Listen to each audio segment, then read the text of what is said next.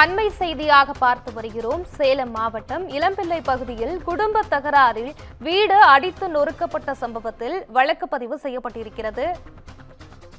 மோகன்ராஜ் என்பவரின் வீட்டை அடித்து நொறுக்கியதாக அவரது 2 சகோதரர்கள் மீது மகுடஞ்சாவடி போலீசார் வழக்கு பதிவு செய்திருக்கின்றனர்.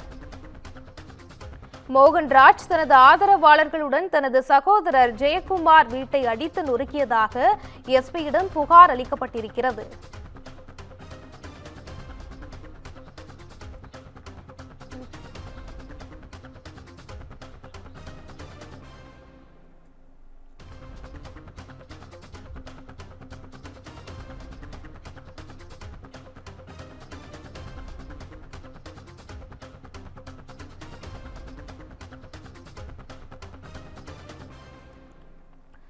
சேலம் மாவட்டம் இளம்பிள்ளை பகுதியில் குடும்ப தகராறில் வீடு அடித்து நொறுக்கப்பட்ட சம்பவத்தில் வழக்கு பதிவு செய்யப்பட்டிருக்கிறது.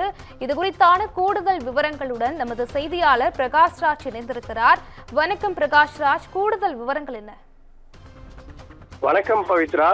சேலம் இளம்பிள்ளை பகுதியில் சேர்ந்த ஐயாவு கஸ்தூரி தம்பதியினருக்கு 3 மகன்கள் உள்ளனர். இவர்களுக்கு கடந்த 2024ஆம் ஆண்டு பாகப்பிரிவின் போது 3 குடும்பத்திற்கும் இடையே கருத்து வேறுபாடு ஏற்பட்டுள்ளது. இந்த நிலையில் கடந்த மூத்த மகனான மோகன்ராஜ் வீட்டின் மீது மற்ற 2 சகோதரர்களான ஜெயக்குமார், அருண் பிரசாத் ஆகிய இருவரும் அவரது ஆதரவாளர்களுடன் வீட்டின் மீது கல்விகளை வீசியும் வீட்டை அடித்து நொறுக்கியும் சிசிடிவி காட்சிகள் வெளியாகிறது. இது தொடர்பாக மகுடஞ்சாவடி காவல் நிலையத்தில் புகார் அளிக்கப்பட்டுள்ளது.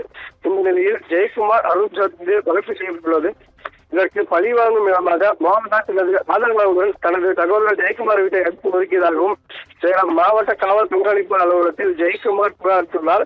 மேலும் புகாருடன் அடித்து நொறுக்கி வீட்டிலிருந்து சேதப்படுத்தினால் சிசிடிவி காட்சிகள் வெளியாகியுள்ளது. ஆதாரங்கள் புகாருடன் இணைந்து வழங்கப்படுகிறார். இந்த நிலையில் 3 மகன்களுக்கும் வீடு கட்டி கொடுத்துள்ள நிலையில் இளைய மகன் ஜெயக்குமார் முடித்தளத்தை பிரச்சனை இருந்தது.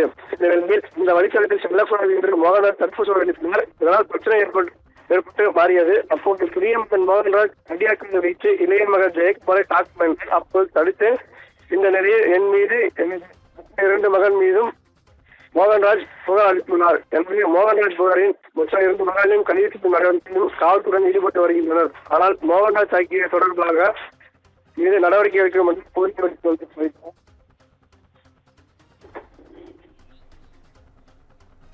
விவரங்களுக்கு நன்றி பிரகாஷ்ராஜ்.